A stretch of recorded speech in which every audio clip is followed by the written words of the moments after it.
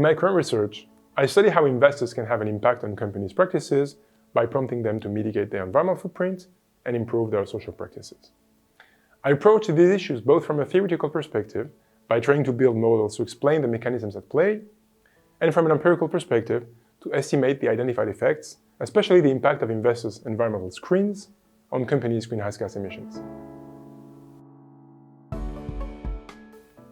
Impact investing is a key challenge, because on the one hand, there are massive financing needs to reach net zero emissions by 2050, estimated at $90 trillion over the next 15 years according to the IPCC.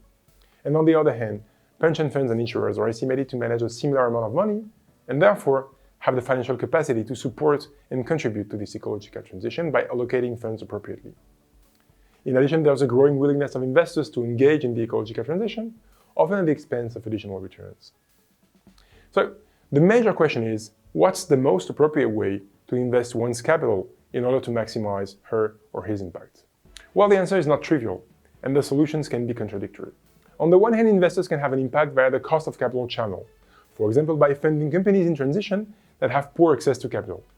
On the other hand, they can have an impact via the shareholder engagement channel, for example, by investing in polluting companies to push them to change.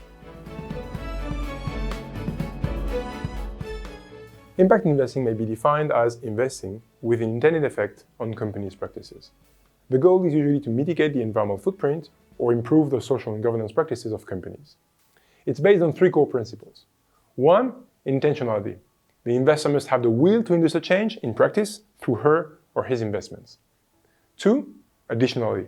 The investment must lead to an improvement in the company's practices, for example, a reduction in greenhouse gas emissions. And additionality is measured by comparing the practices after the investment with those if there had been no investment. And 3. Measurement. The impact induced must be measurable.